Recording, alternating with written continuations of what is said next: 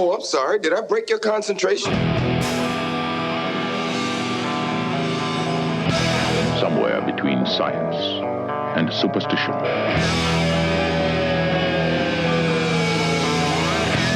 We have such sights to show you.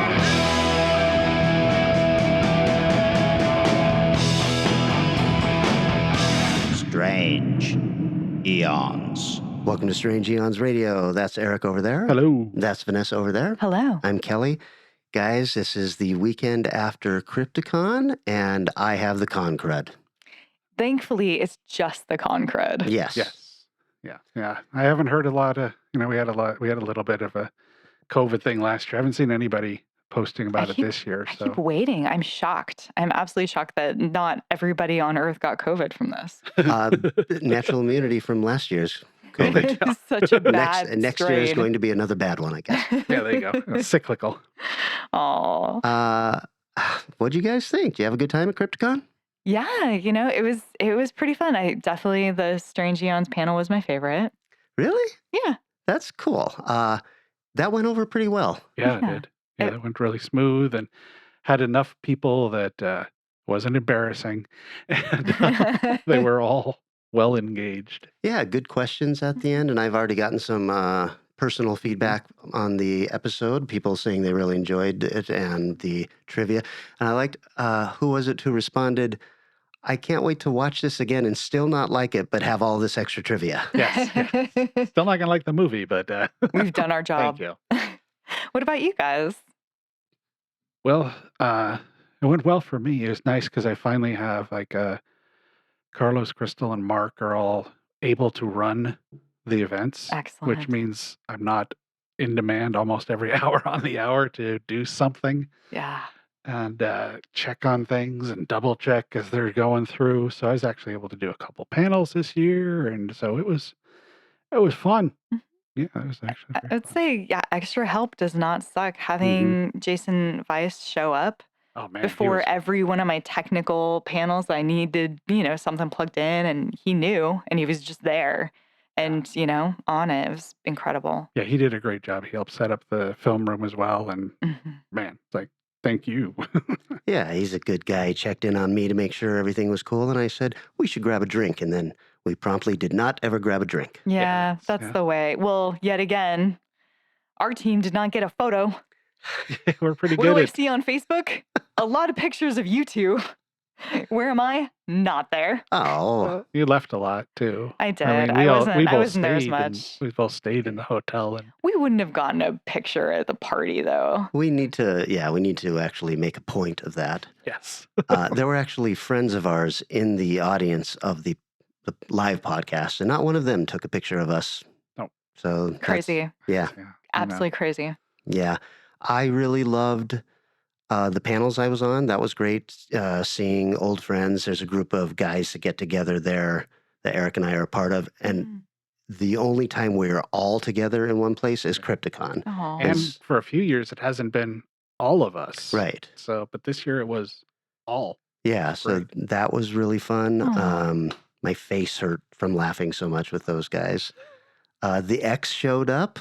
Yes. Which Finally. was something that Oh, was your a little, ex. yeah, it was little surprising because Eric assured me that she would not have the balls to show up, but there she was. I finally got to see her in human form. And then could never stop seeing her, at least on day one. I was like, oh, there she is again. Oh, there she is again. Oh, there she is again. We have this very strange thing now where we see each other but pretend we don't see each other, so there's zero interaction. It's incredibly uncomfortable, but I was at least with my tribe this time. And literally, I mean, she has burned her bridges at this con so severely that I was surprised that she had the balls to show up there. Micah made sure to point out that her new man looks uncomfortably like me. I wasn't going to say that. I Which I wasn't going noticed to. also, but I didn't stray very far from the big boobed goth girl after her either. So Sure. we obviously have a type. Aw. And I'm sure he's a very nice guy. So my real fear, and I was like, how am I going to handle when I step onto the elevator and it's just the two of them? And I was like, I think I'm just going to give them both a hug. Really? Just be like, hey, The so bigger great to man. see you. I would never in a million years be able to do that. I'd be like, I'm just gonna get off on this floor now. Goodbye. I'd give him a hug and whisper in his ear, if you need help, blink twice. Man, I remember when I started dating the worst boyfriend on planet Earth. I remember that too. Oh, Yeah. I remember him. I'm sure you guys remember him much more than you remember me at the time because he is Not like really. that. No, That not makes me really. feel better. Because we had the MIF association, so I knew That's you long true. before I knew him. That's true. And I met one of his friends, and I remember she like gave me a hug and she whispered in my ear, "Run." Oh, jeez. And I thought she was kidding, and I really did not know. I did not know until much later that she was serious. So, Wow. Yeah. yeah. I was a little bummed that I didn't get to spend as much time with Carlos or Micah. Micah came out. I mean, I spent a lot of time with You Micah. spent a We lot of time recorded with an Micah. episode of the Amityville Yeah, Horror did that. Picture Show. Yeah. Vanessa? Yeah. The episode we recorded for Amityville 6 is longer than the movie. So long. I loved knew that film so much. I knew it must have gone very well because he came so late to my panel. It was like the last 10 minutes, maybe. I was like, oh, okay. I mean, I know I said, like, please enjoy yourself and take your time, but I mean, come on. Vanessa, let me tell you how much he likes this movie. Mhm. I go through, if you've listened to any of the episodes, I go through the basic beats of the story. But if I skipped a beat, Micah would be like, hold on, you forgot. And I was like, no, I did not forgot.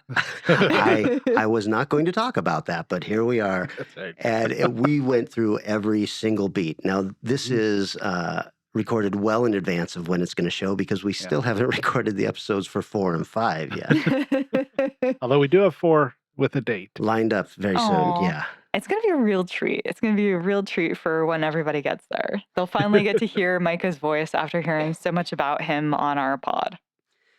He and I drank a lot. We talked a lot of Micronauts stuff. Excellent. Thank God. Get it out of both your systems. I really, really love that guy, and thank you Aw. so much for bringing him into my life. Of course. And I spent a lot of time at the con talking to Carlos, so thank you for bringing him into really? our lives. Good. I Great. did get to spend a little bit of time with Carlos. The problem is, as you make more and more friends at these things, you get to spend less and less time with everybody. Yeah. And so I did go up and have bubbles with Carlos and his wife, and that was really fun. But I was double booked because I was supposed to be hanging with Brian and Gwen Oh, no. of the Lovecraft Film Festival. And so I escaped from there and then ran over to 13 Coins and then hung out mostly with Gwen because I was sitting on her side. And I got to hear just this fascinating story about her. Man, I just love those guys. Oh, man, they're great people. Yeah. Super incredible. I really enjoy running into them as well. And yeah, just getting to know these really cool human beings that are out there that I never would have met outside of knowing you I did guys. enjoy our panel with them because we went on this panel, and Brian and Gwen run the H.P. Lovecraft Film Festival for my God. more than a decade now, I think. Oh, yeah. And really, really, really know their stuff. So Kelly and I kind of look at each other. Yeah, we know H.P., but do we need to be on this panel? And separately, we both went up to Gwen, and she's like, no. We saw you were there. We kind of made changes, so you have to be there. So we go there, and it turns out the panel is talking about the history of Lovecraft films. And I think I know what changes were made. There were 3 movies added in that I bet were not in the original presentation. But when they've done this in the past, I can guarantee our 2 short films and our feature were not in their repertoire. Yeah, that was nice and surprising and uncomfortable. Yes, it was cool. But I yeah. got to say my piece on how I feel about some of those things. And Yeah. I thought that was great. I did not enjoy that other dude bro who was there with you guys. he is very knowledgeable also, but he was also having a bad night. He had a migraine while he was doing the panel. That feels like a good enough reason to skip out. Yeah. But Yeah. He talked so much. He talked so much. And like, I don't know. I was just like, I just want Brian and Gwen to talk and Well, host that's this. what it was supposed to be, was just Brian and Gwen. And then Eric and I horned our way in without knowing it was a presentation instead of a panel. You know how that goes, Vanessa. I do. I do. The surprise that never ceases to surprise me, which totally turned out fine for me this year, because I did 2 workshops. They're workshops, not panels, workshops, which means I am helping workshop something. And I had a surprise name, but it turned out to be totally okay. So, yeah. So it was, I don't know who is doing this, but it's extremely frustrating. But I think you guys, watching you on Brian and Gwen's panel, it was almost like special guest stars, because you guys got to talk about things that were being shown to us. This other guy was just like, oh yeah, in this movie that they were about to click on every time. And I'm like, could you just fucking wait? Like literally 1 second. Also, the panel did run like an hour over, half an hour over. Yeah, they had no panel afterwards, so they just kept going. Which was totally fine, but I think if he hadn't talked as much as he did, they would have gotten closer to the end mark. So when I, like, as time kept going, I was like getting angrier and angrier at him, because I was like... Well, some of that came from the audience depth, and also the depth of knowledge of Brian. That's true. Where he's like, well, we're just going to quickly go through a few, and then he'd proceed to talk for 3 or 4 minutes about each film. But I didn't have problems with that. No. That was the extended part that I could have gone with the whole time. 100%. I mean, it was a super ambitious panel to do 60 years in an hour and have film clips and stuff like that.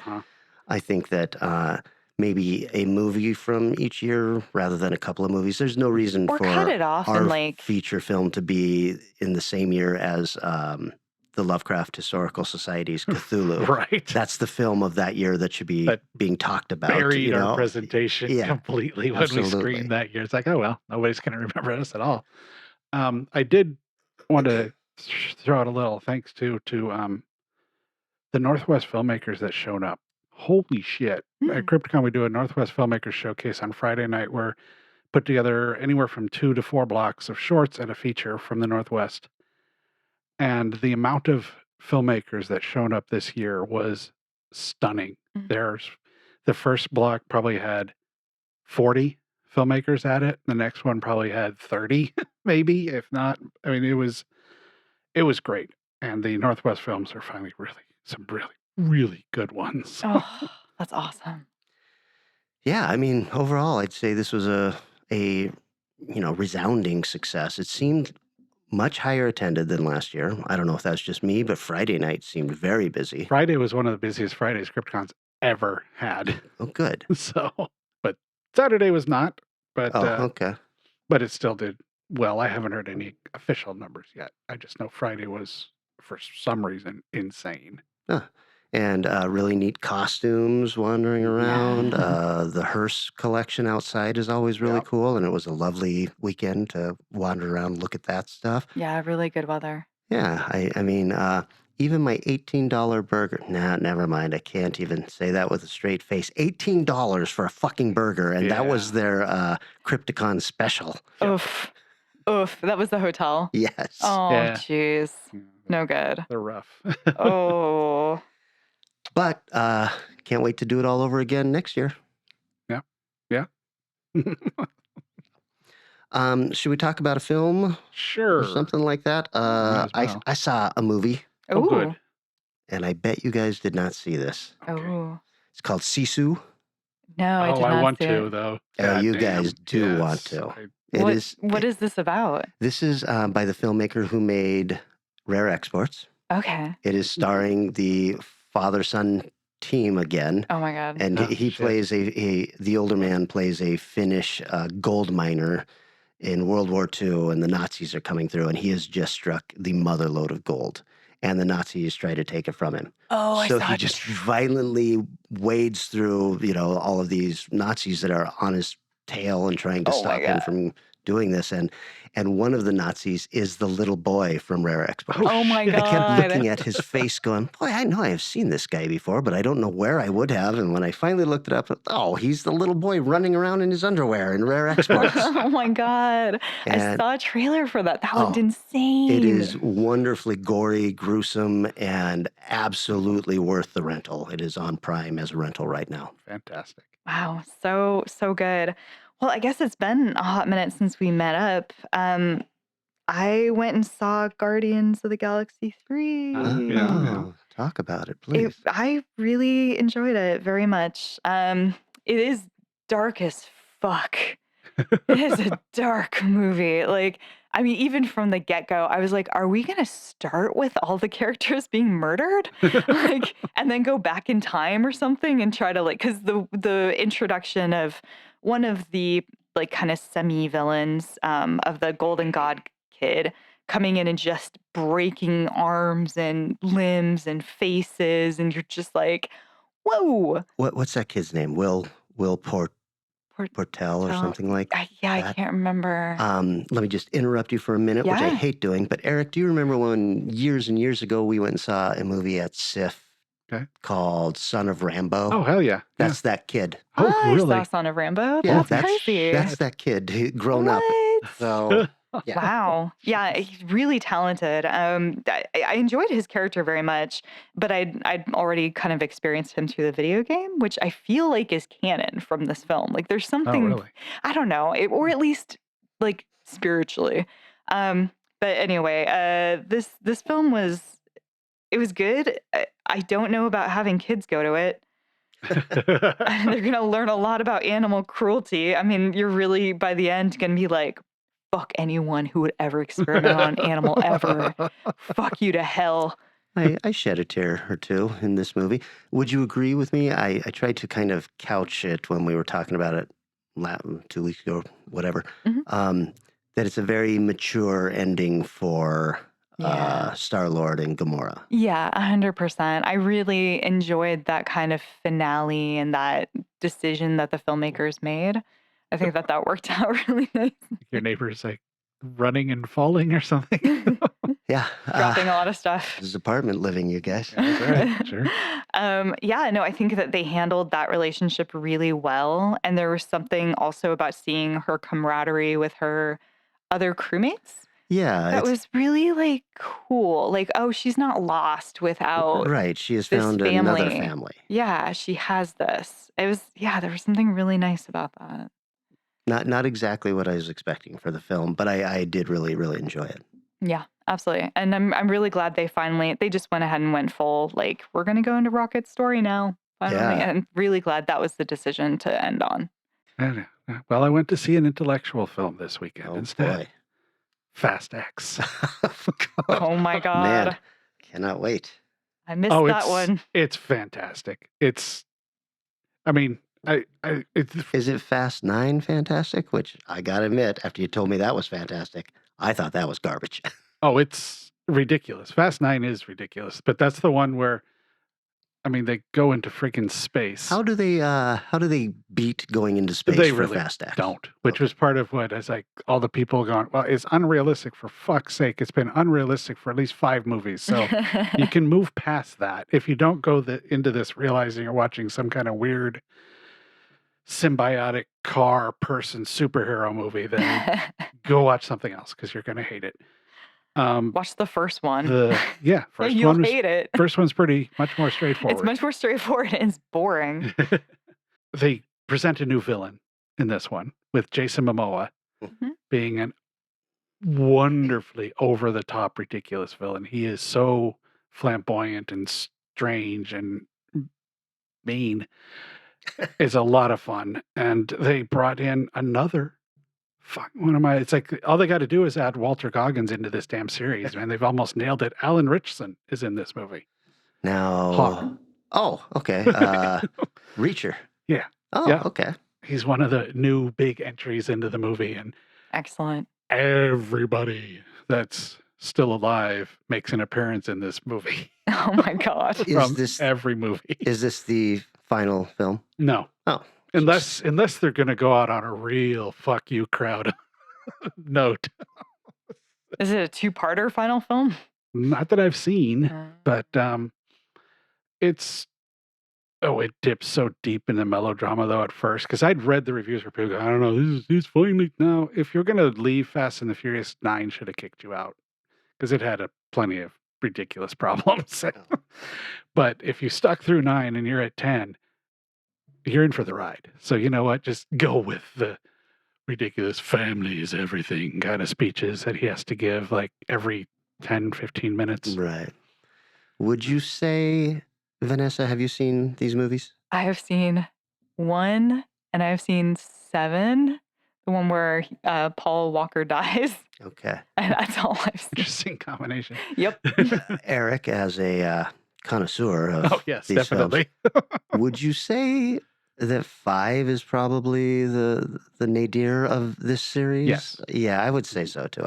I mean, I legitimately love that movie and have seen it more than once. The new villain is based on that safe stealing scene. Oh. So it starts with that. I'm watching the beginning of this movie going, this looks awfully familiar, but they extend it a little bit longer and Jason becomes part of the story. You son of a bitch, I'm in.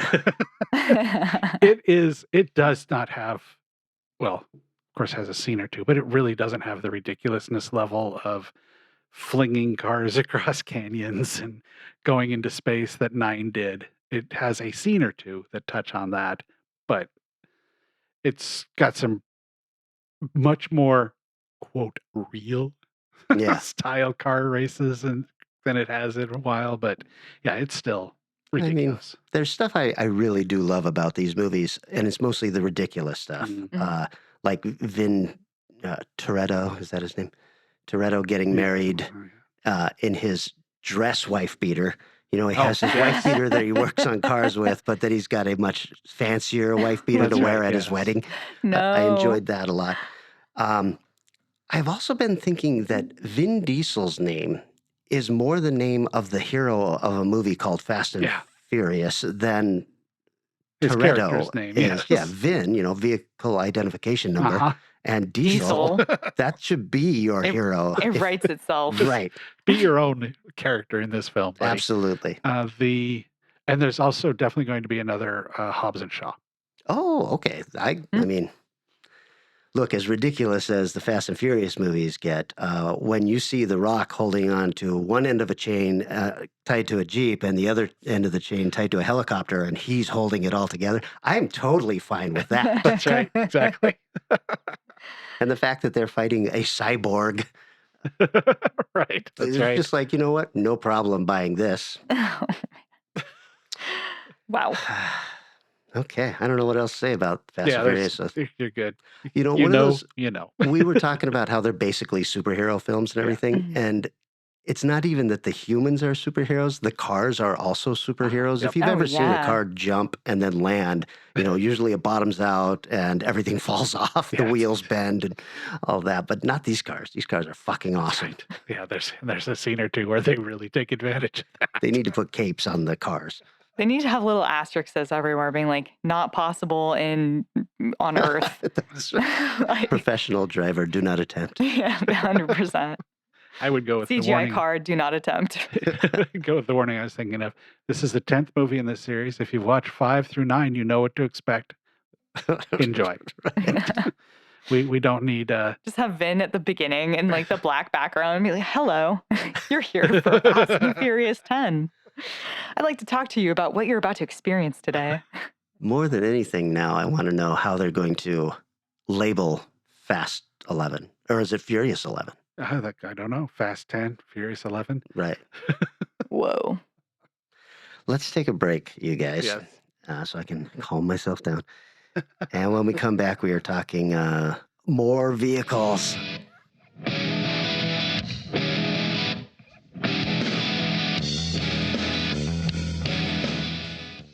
Big wheels are a-rolling, listen to them turn. The big wheels sound of power with speed enough to burn. Winning, spinning, braking. The Big Wheel by Marx with adjustable seat, handy saddlebag, and a quick stop racing brake. Braking, winning, spinning. It's the Big Wheel with saddlebag and racing brake. Big Wheel by Marx. If we make it, it can take it.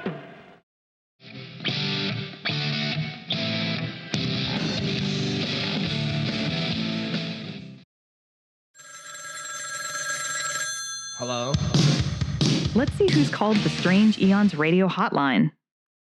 Hey guys, this is Robes. I just listened to Splitting Atoms and loved it. I'm going to watch all 3 of those films. However, Kelly, I have to say, when you mentioned your movie was directed by Arch Oboler, I started to fanboy out, but you only mentioned his contribution to film. And as a lover of old-time radio, I have to point out that Arch Oboler was a prolific producer and writer of early radio shows, most notably the greatest horror radio series in history, Lights Out. He even wrote the infamous Chicken Heart episode, which has been parodied and lampooned by several comedians and writers throughout history. Just wanted to point that out. You can feel free to use this on the air, although it might be far too nerdy to do so. Thanks, guys. If you'd like to call the Strange Eons radio hotline, dial 253-237-4266. Nobody hangs up on me. We have returned. Eric, this was your subgenre pick. Why, yes, it was. Talking about movies that primarily rotate around people being on wheeled vehicles. This is largely because when we were doing the Apocalypse movie, I came across this film called Warriors of the Year 2072.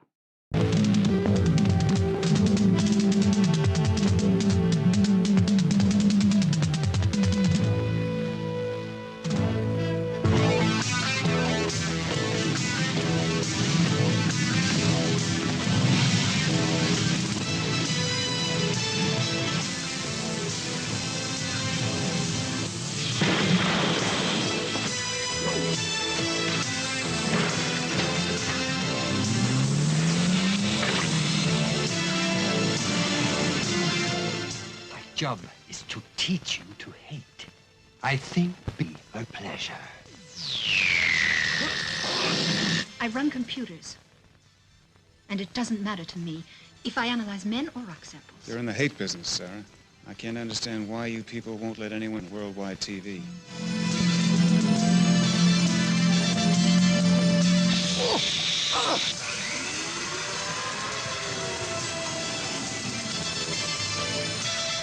What is this for? It's nothing, Drake. It just keeps track of how you are and where you are. This red light here is you, and the others are your competition. It comforts me to know that you haven't changed in 7 years, Cortez. You're still a snake.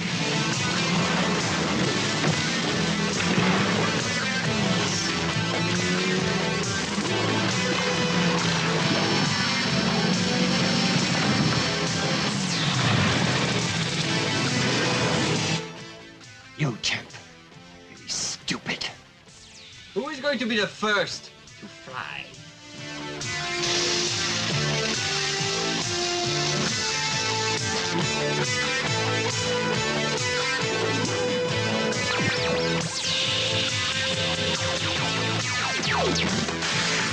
You thrilled to the savage intensity of hand-to-hand combat.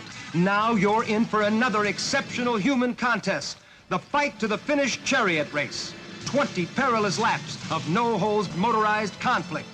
Death is the penalty for a gladiator who leaves the track or refuses combat. Death will ride with every man as he fights for his life. Has Cortez ordered any other changes in the official program?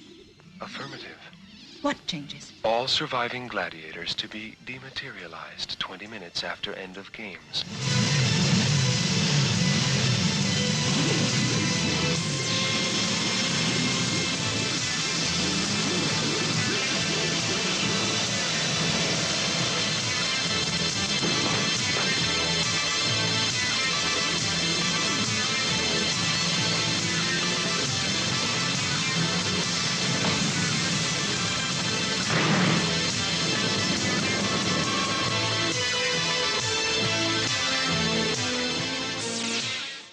27-2. That's a specific year. Yes, it is. But it actually isn't an apocalypse film, so I couldn't watch that going, oh, damn, it's a sports movie with motorcycles and all this shit. Came out in 1983. It does not have a single professional review on Rotten Tomatoes. Oh my God. Much less a rating, but 20 from the people who I disagree with thoroughly. No budget, no box office. Who the hell knows? Mm-hmm. This is directed by Luci Fulci, who I got to tell you, after watching Fast X If Fulci had a $50, $75 million, $100 million budget, that's the movie he would make. Why? Because that's what this movie is. Oh, wow. In a way. But you might know him from such films as A Cat in the Brain, Demonia, Murder Rock, Dancing Death. That's one film. And How to Rob the Bank of Italy, in case you're wondering. Written by Elisa Briganati, who worked on Zombie, 1990, The Bronx Warriors, Hands of Steel, A Blade in the Dark. There's like 4 writers on this. Cesar Frugani, who wrote The Island of the Fisherman, The Spider Labyrinth, and The Great Alligator. And Fulci, who you might know from writing A Cat in the Brain, Demonia, Murder Rock, Dancing Death, and How to Rob the Bank of Italy. And then finally, Giordano Sacchi, who wrote Killer Crocodile 1 and 2, The Church, discussed by Vanessa, Demons 2, and Murder to the Tune of the 7 Black Notes. Oof. Gotta love these Italian titles. Starring Jared Martin, who was in Westworld, 34 episodes of the TV series Dallas, and damn near every series you can think of from 75 to 95.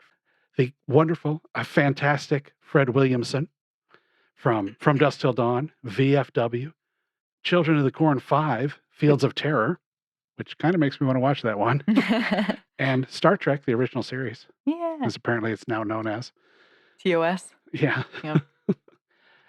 He's got 134 credits overall, so you've seen him in something. Howard Ross from The New York Ripper, Cock Crows at 11, The Killer Reserved in 9 Seats, My God.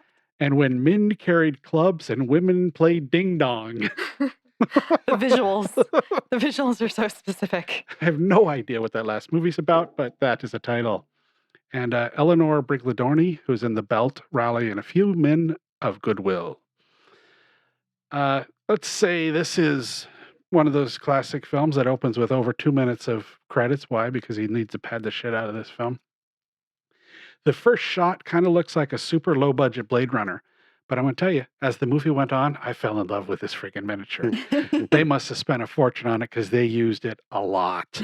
It had a miniature Vatican. It had a little miniature Colosseum and all these miniature buildings. Everything had lights running up and down it all over the place. A few had what I think were supposed to be view screens, but either moved very little or not at all. So I think they were like photos posted on it or something. But they're awesome. So the game set up as this really, like, the first scene I'm going, wow, this movie's going to be rough, because the gladiator battle scene was this really lame thing with a couple motorcycles racing at each other and knocking each other off. I'm going, is that it? But no, immediately following it, the TV guys are going, man, we need to do something more with our motorcycle things. People are getting bored. Nice. Although this particular thing was allowed no audience because of 2,000 spectators were killed in mob violence. The TV execs, the TV execs option, of course, is we need to bring back full-on gladiator battles. So they pull in a whole bunch of convicted men who are murdered and give them the option of going free because, of course, it's a battle to the death. But their hero from the opening scene, they need him so somebody can root for. You got to have that hero in your TV series. So they hire 3 people to kill his wife and then frame him as the person that killed the 3 people that killed his wife. May I say, the design on this movie still holds onto the 70s aesthetic. It's just they removed everything kind of brown and orange and kept all the white. But the style of the way things are shaped and the way things look still looks like futuristic 70s film. They do a weird that scene where the lady gets killed. It's like, yeah, Fulci's directed horror films because it's actually kind of creepy. It's completely out of place in the film, but it worked really well. But at this point, my note comes in as they start to bring in the heroes guys. This movie's crazy fun. This is so much fun to watch. It is so dumb. It's so over the top. It's so aware of what it is. Has this ridiculous, are they ready? And I'm like, I don't even know what these people are ready for. It's not the contestants. It might be camera crew. But then it's just this dramatic shot of like 10 guys on motorcycles with lights coming out the front, and there's amazing music playing as they drive down the streets of Rome. Like, what is this even for? To look cool. That's what it's for. They then set them up into a series of battles in this obnoxious, damn near nauseating level of strobe light use, where apparently it's how they evaluate their abilities to kill or their fighting abilities or something. I don't know. There's a series of stuff where they try to escape and things go poorly, but hey, it's still good TV. And I'll end with the line from the movie, 19 contestants enter. Okay, I'm going to say a little bit more. They battle on motorcycles, and then they battle on a motorcycle with a sidecar. There's all this shit going on, and it's ridiculous. It's so much fun. It's so dumb. Some notes on this. There's a whole lot of comparisons when you read the reviews and stuff for this film to Rollerball, which I love. It's one of my favorite films, the original 70s Rollerball, but I don't see it at all. The only similarity is people die and they're on motorcycles. Beyond that, the storyline's far deeper and more insidious, and the sport is a sport that people just happen to die in, not a sport where you're supposed to die. So I disagree with that. One of the keys to the game is a peaceful AI system that goes rogue. What? Or gets programmed to go rogue is sort of that. Ripped from today's headline. That's right. But they do a little bit. It doesn't quite. They could have done more with that. They sort of introduce it as a reason. If you all win, you're going to be killed anyways by the AI system, whatever they call it in there. So it's all right. The acting, though, and this is where, luckily, it came right at the beginning of the movie. So I'm like, okay, set my expectations. I'm like, Bruno Mattei could have done a little better with the opening acting of this film. Ouch. The music is strong. It's by a guy named Riz Ortoliani, who did easily best known for Cannibal Holocaust, but he's done 240 movies almost. The movie's original title was 2017. In the UK, it became Rome 2033, The Fighting Centurions. The first Italian VHS had the date as 27/9. One release even had it at 2001. Oh, no. So it was released there's multiple versions, of course, because that's just what you did with these movies. Variety revealed the film. Lore critiqued the film, noting inadequate model shots. Bullshit. Those model shots are cool as hell. They're just obviously model shots of a futuristic cityscape cribbed from the Blade Runner style. It was a boring film. No, it's not. Fulci's fans are bound to be disappointed. No, not necessarily. Noting there's plenty of gore too. There's ridiculous decapitations and all kinds of strange shit that happens for no reason other than to happen. Focuses on the preparations and arguments concerning the game, which actually does not begin until 1 hour into the picture. My first thought on this is do you not ever watch 70s and the early 80s films? Most of those movies, nothing happens until half an hour is left in the film. And sometimes that stuff's handled really well, and sometimes it's handled really shitty, so you get really bored. This was not boring. It was just silly. And that pretty much covers my coverage of that one. I made it under time, barely, looks like. Remind me what year this came out? 83. Wow.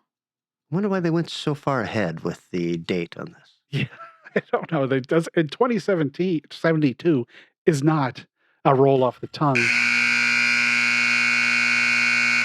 kind of date. No.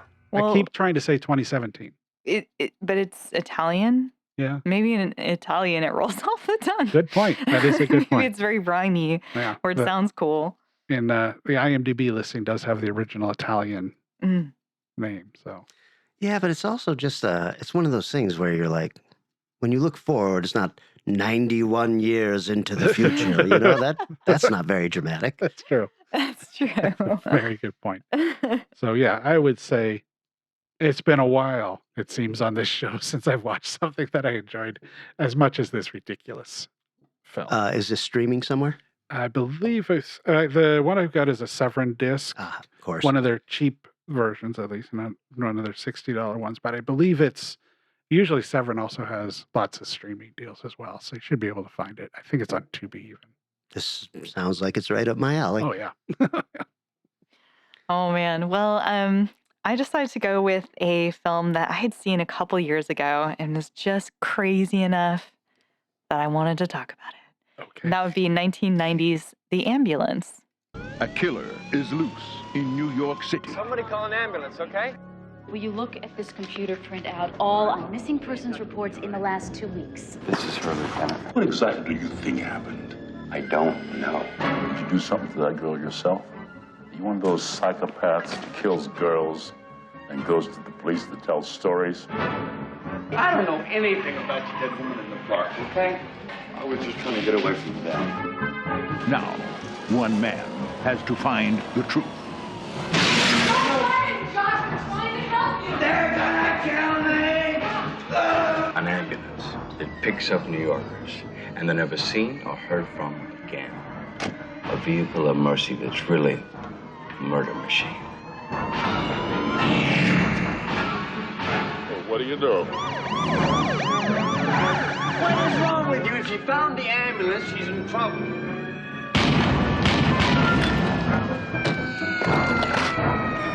What the hell is going on here? Stay put. Don't go anywhere.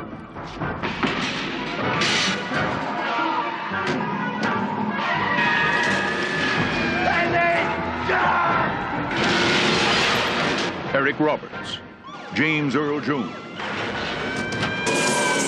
The ambulance. If you call for help, you're dead. I don't know if I've seen this. Not familiar with this one. Okay. Oh my God. All right. Well, Rotten Tomatoes score, not super well known, I will say, outside of like, it's kind of fairly recently shown up with Shout Factory on Blu-ray. So I don't know how readily available it was before then.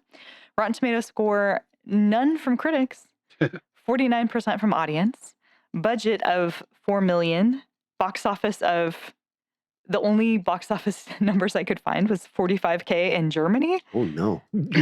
I suspect it had more money come in, but I am really not sure. Written and directed by Larry Cohen. Oh. Yeah. Okay. Because I just now looked it up, go, oh, I know this poster. That's probably why. Yep. 87 writing credits, including Phone Booth, Body Snatchers, Maniac Cop, The Stuff, Q, The Winged Serpent, It's Alive. Also directed Wicked, Stepmother, Deadly Illusion, Return to Salem's Lot, It's Alive, The Stuff, Q, The Winged Serpent.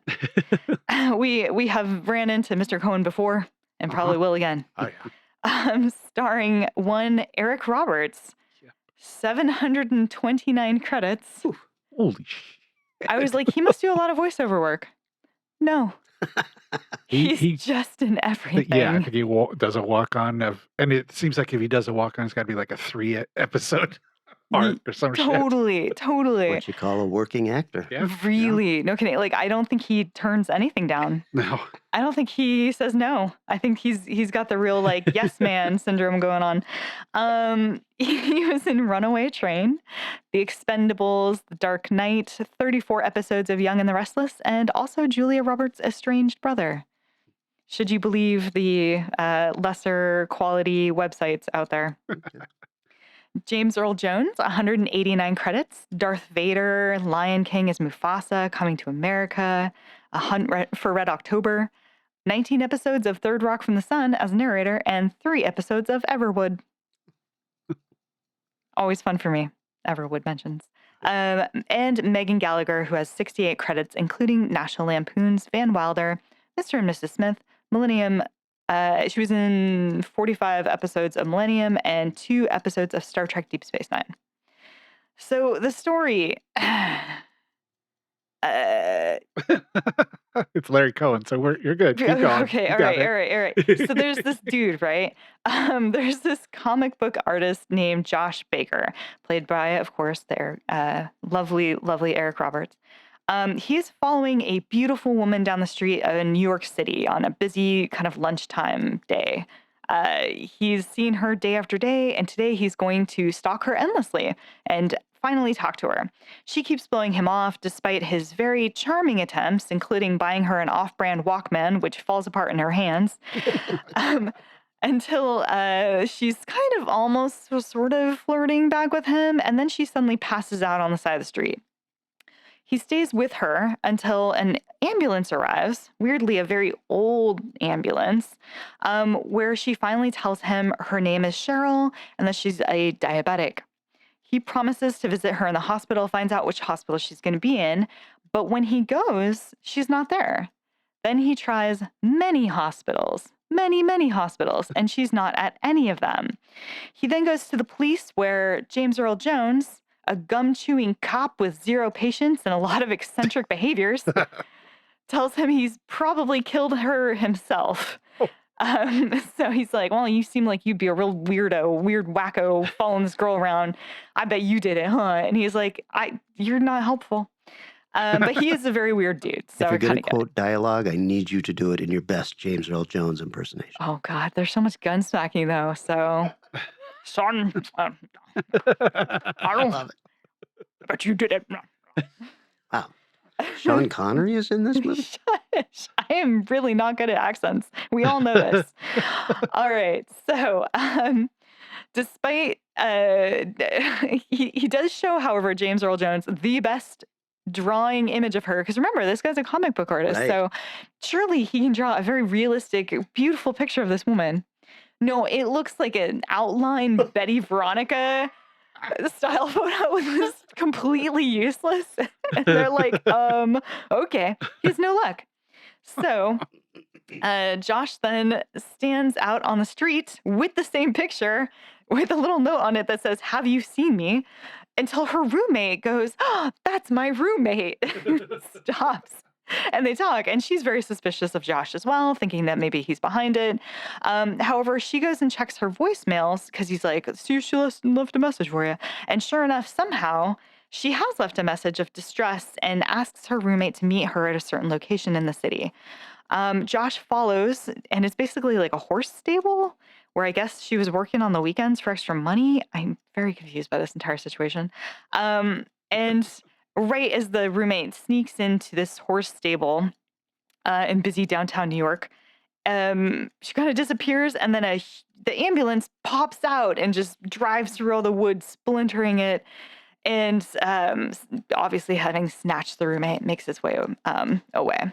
Convinced this weird conspiracy of this ambulance is just taking people off the street, Josh tries to talk to James Earl Jones again, who does not believe him in any way, shape, or form, but sort of starts to at least take notice of him. And his assistant, James Earl Jones's, like, I don't know, assistant cop lady, really takes notice of him, kind of thinks he's cute and funny, and starts helping him out. And sure enough, slowly but surely, everyone's kind of abducted by this ambulance, including the disappearance of James Earl Jones, which forces his partner to team up with Josh, so long as he can do his own best to not get snatched himself. And the ultimate game of cat and mouse begins.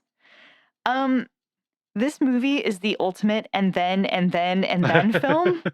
It's just like, there's no like beginning, middle, end. It's just, and then this thing happened, and then this thing happened, and then, but everything is so insane. You can see moments where like he gets written into a corner. He's like, uh-oh, like the ambulance has Josh, but he's got to find a way to get out. So these dudes that just robbed him a minute ago, he like convinces them to like beat up the ambulance guys, but that's not good enough because the ambulance guys win, and then they're driving off with Josh, but then Josh finds like a thing in there and like gets himself out of the ambulance, and then his little cartwheel is like going down the street at like 50 miles per hour, and then he lands in the park, but then the ambulance goes go back and try and get him again. It's like non-stop. Like, could we move past this particular moment in time? Like, every scene is 20 scenes in a row.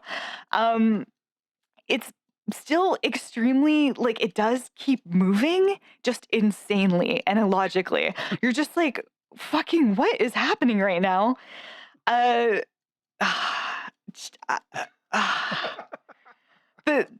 honestly, these weird changing writers changing moments are definitely the best thing about this film. I do like the Amazon description of this movie, which includes a Manhattan guy searches for a young woman who has been whisked away by a sinister red ambulance. Didn't even give him a name. James Earl Jones plays this role so hard, like so eccentrically and so hard. He's chewing gum, then he gets stabbed. He's still chewing gum, starts shooting the guy, then he gets killed. And in his last moments and breaths, he does like 3 final chews. Love it. Fucking goes for it. And Eric Roberts also, he's like too much. He's like way too much for this film. He's got real intensive energy happening. One main piece of trivia that I want to talk about. So at the time of this film was made, Stan Lee was desperately trying to get some of his Marvel characters made into movies. He was not having any luck at all. He had this deal with a producer to do a movie of Doctor Strange, and Larry Cohen was hired to write the script. He wrote the script for the movie, which never got made, but in the process became friends with Stan Lee. And when Cohen made this film, he said to Stan, I think I'm going to make this character a cartoonist who works for Marvel. I asked him to play himself, Stan Lee. He was really anxious to do it. It was the only time Stan had done some real scenes to play in a movie and some real dialogue in it. In the Marvel pictures, he's mostly a walk-on or an extra. With me, he had a real character to play, even if it was the part of Stan Lee, and they've remained friends.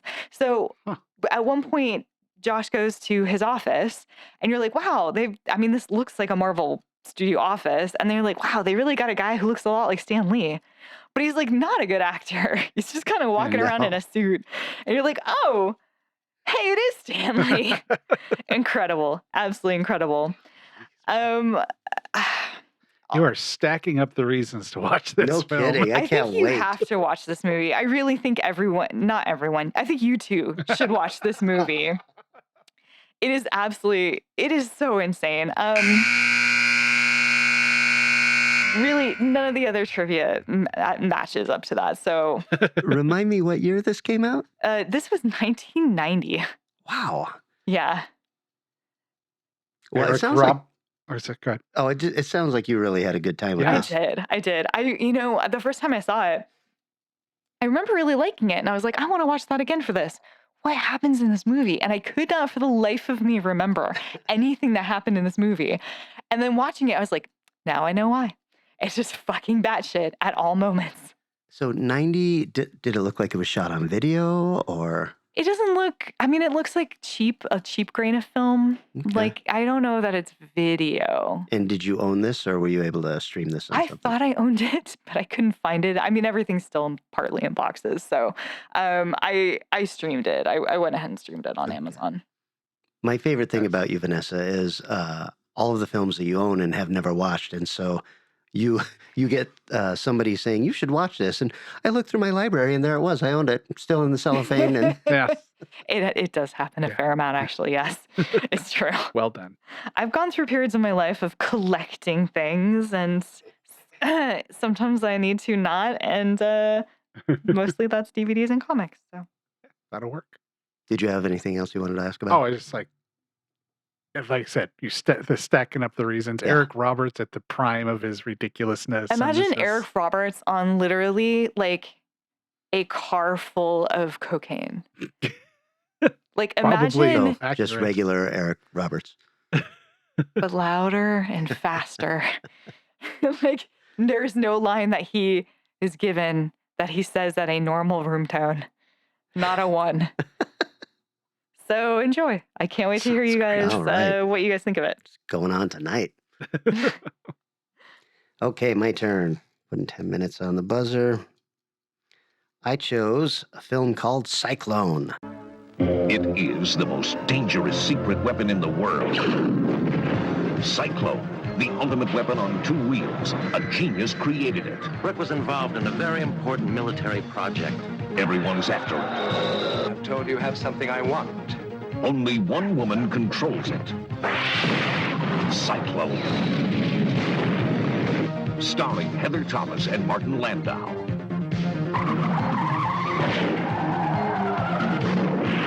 Cyclone. Prepare for the ride of your life. It'll blow you away.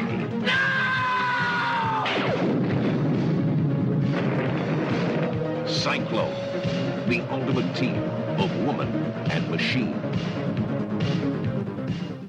1987. I know Vanessa has seen this. I have.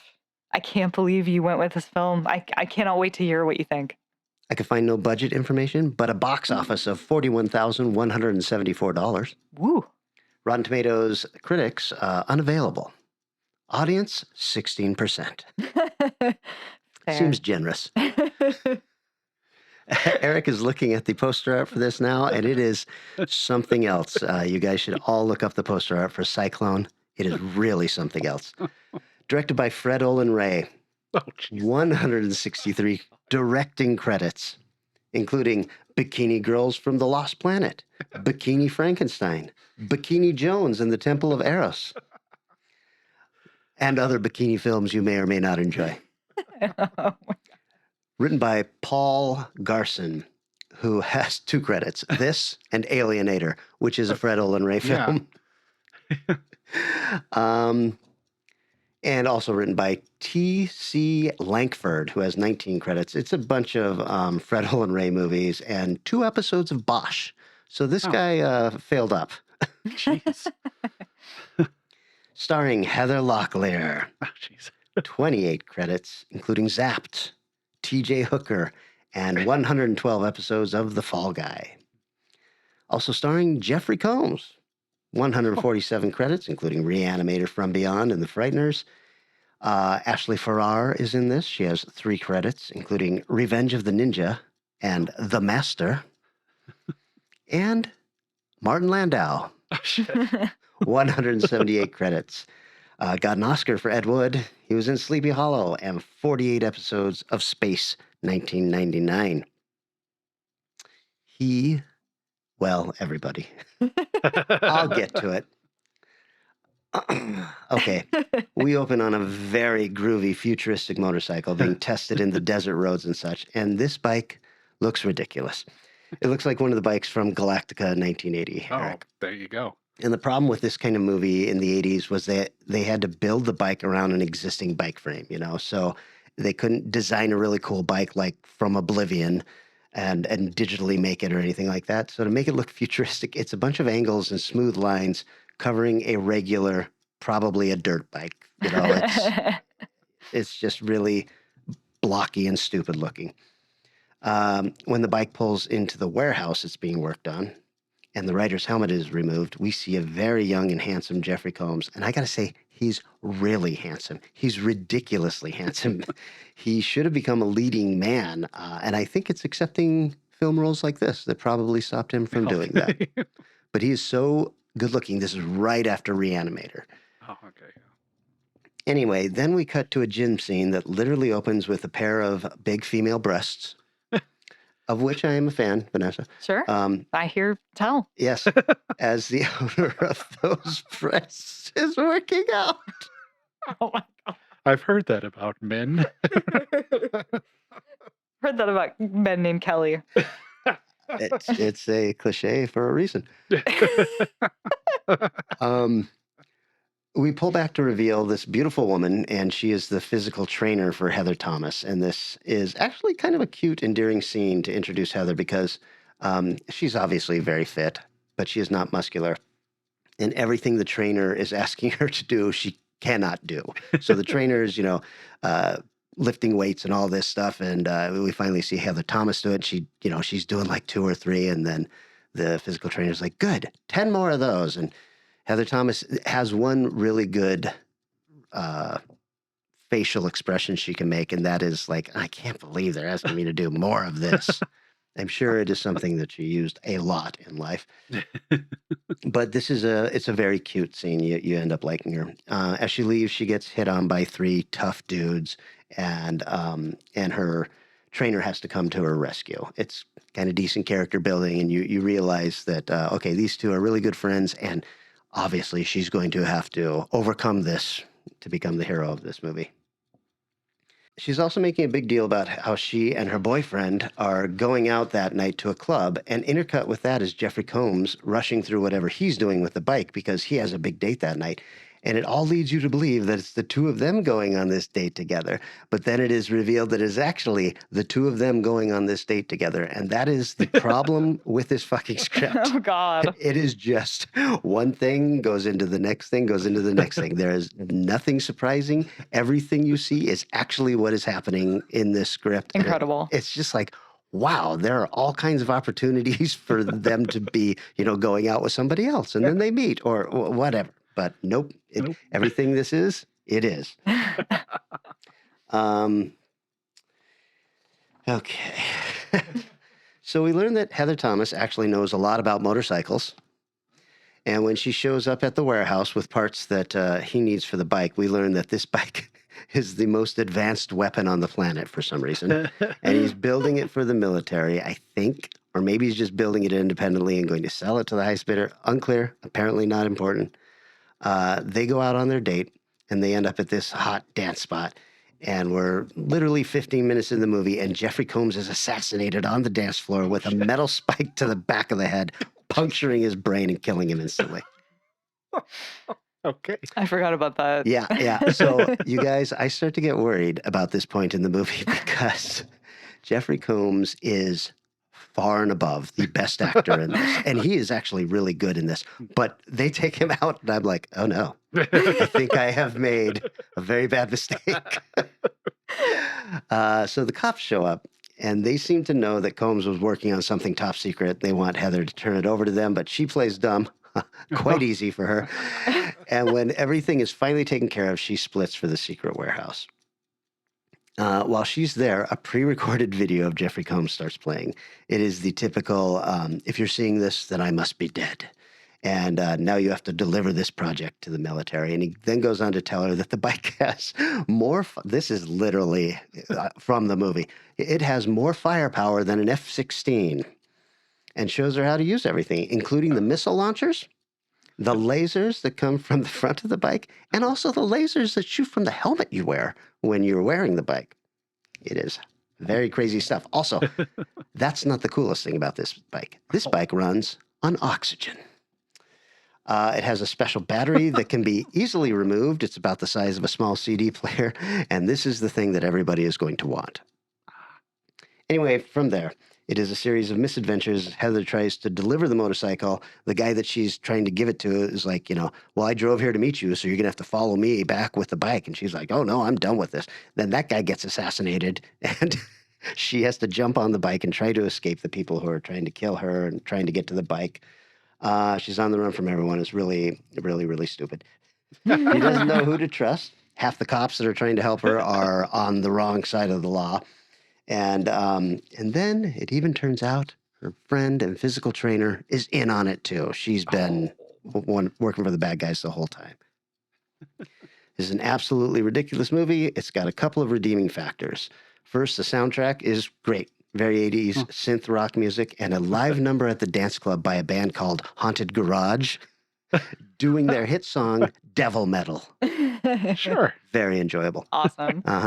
The chase scenes, surprisingly good. Lots of car flips and explosions and crashes and shit like that, except that everything is taking place in a very deserted part of the city. And it's shot in a way that you can tell that they're basically in an industrial part of town. So, Heather is likable enough in this, but man, her acting is bad. But she has a great ass. And I feel very bad for Martin Landau. He is only in a couple of scenes, but he must have needed the money really, really badly. Tagline: the ultimate team of woman and machine. Like I said, look up the poster. Real quick trivia. Fred Olen Ray originally wrote the script for Linda Blair to star and called it Cycle Warrior, but Blair passed on it, saying she wanted to go make comedies. Heather Thomas was cast, and the title was changed to Cyclone. According to Fred Olen Ray, Heather Thomas was, without a doubt, the toughest person he'd ever had to work with. Remember, he's directed 140-some films. Wow. He said she was demanding and unnecessarily cruel. Unnecessarily cruel to the cast and crew. She also went on to talk shows saying she worked for the movie for peanuts, even though she was paid $20,000 to only work for 3 weeks. Ray said he finally pulled her aside one day and told her if you don't do exactly what I tell you, I'm going to put on the whitest fisheye lens on the camera for all your close-ups, and you're going to look like a monkey looking into a Christmas tree bulb. Incredible. Incredible. I have one last thing here. TV Guide gave the movie 2 out of 5 stars, finding the B-movie cast to be more interesting than the movie itself. And according to the review site DVD Talk, the movie is fun, comparing it to an episode of Knight Rider or Street Hawk, although many of the effects are lacking. Oh, wow. Ouch. Youch. I made it through the entire film. I didn't hate myself, and I didn't hate my decision. Prior to this, I started watching a movie called Moto Psycho, and I was like, I found the greatest movie ever, a little gem that could be double teamed with The Wraith, a motorcycle, alien, lightning bolts, and all this stuff. And then, like, 5 minutes after the opening, it gets really, really bad. So I chose hate when that happens. Cyclone instead, and tough recommend on this one. It's available on YouTube. So I do have a follow-up question. Please. So it's Heather Locklear is the main female in this? Yes. Okay. I did not realize when I watched it because I was like, was there any insinuation in the trivia that she was just drunk or high through this entire film? Well, no, but I can see why you might think that watching the film. She looks like she's like glazed over, stumbly. I don't know. It just felt like she was not present. It's 1987 and everybody was high. The odds are strong. Plus, I mean, Jesus, some of the Fred Olen Ray, it's not like he did 140 movies for Paramount or something. He worked with all kinds of weird personalities, and to have her be that bad is impressive. Right. In 87, I think Heather Thomas is either with Richie Sambora or Tommy Lee or somebody like that. So I guarantee you that coke is a big part of her life. Yeah. And she looks bored and angry through most of this. Yeah. I don't know. There was a part of me that was just kind of like, all right, I'm fine with this. I was just like, all right, let's see if she stays on this bike. Road rash. Is she gonna fall over? No. Well, Hey, good I job. have news for you. That's not actually her on the bike, Vanessa. That makes a lot of sense. That makes a hell of a lot of sense. She also doesn't know as much about motorcycles as they pretend she knows in this movie. Are you saying movies aren't real? I'm saying that she is a fucking idiot. Woof. What a happy note to end on. Alrighty. Well, so excellent film here. Weird ass film for you. And it was a movie. I had the con cred this week. And so when I do that, I like to watch shitty movies. And this fit right into that category. I can see that being perfect for your, like, when you're coughing and you're feeling crummy and you just lay in there surrounded by Kleenex and saltines. Perfect. Perfect film. I actually do the really cheap, like 99-cent pizza, frozen pizzas. I do not do this, but I know many people who do. Tostinos? Yeah. The worst, It's just like, this does not taste good. And yet, here I go eating another one. Somehow. When I saw the 16% on Rotten Tomatoes, I was like, that's very generous. Trying to figure out who liked this movie enough to. Somebody out there was like, I managed to get all the way through and didn't hate every minute. I kept thinking, there is no way this got even one positive review. This has to be my first 0% film. Nope. Someone out there, someone was like, you know what? Hot chicks on bikes. My life is complete. All right, guys. I think it is my turn for the next subgenre. Yes. And we like to occasionally highlight actors or directors or something like that. And this time, I think I want to do a Christopher Walken episode. Ooh, the most imitated man in Hollywood. That's right. I expect to hear both of your Christopher Walken imitations. Oh, man. I already did my James Earl Jones. Come on. I bet you it sounds a lot like your James Earl Jones impersonation. If you let me go long enough, everything becomes Jamaican, so. Shit. I know. I realize this is bad. I can't wait. This is the part where we like our podcasts and our posts. We like ourselves a lot. We're very happy with our situation. I'm high on Hall's cough drops. We thank everybody for liking and sharing posts, for participating in the Value for Value model. for reaching out and giving us input after the episodes. I got nice messages from Michael DeBronzo and Will Lau talking about the Prince of Darkness episode. So I really appreciate that. And if you've never reached out, feel free. Just send us a DM on whatever social media you use if we're on there. We're not on all of them. Right, And, right. Say hello. If you're old school and you want to drop us a call, you can reach out to the Strange Eons Radio hotline, which is 253-237-4266. I did notice at Crypticon, they called us the Strange Eons podcast. And we are actually Strange Eons Radio. Strange Eons is the magazine. God, guys, get it right. Definitely not confusing. It's never confused me personally on any level. That's right. Oh, let's go see Strange Eons Radio. What the hell's that? I was like, you guys published something? Wait, you made a movie? What? What is this? What am I in right now? Well, on that fantastic note, we'll be back in 7 short days when we are talking Christopher Walken. Transportation and other considerations for Strange Eons Radio produced by Pan Am Airlines. When you think of traveling, think of Pan Am. You can't beat the experience. Guests of Strange Eons Radio stay at Econo Lodge Everett. It's an easy stop on the road, if you know what we mean. Strange Eons Radio is recorded live in front of a studio audience. If you enjoyed this episode, please consider leaving us a positive review on your favorite podcast app. Sit, Ubu, sit. Yeah, just getting to know these really cool human beings that are out there that I never would have met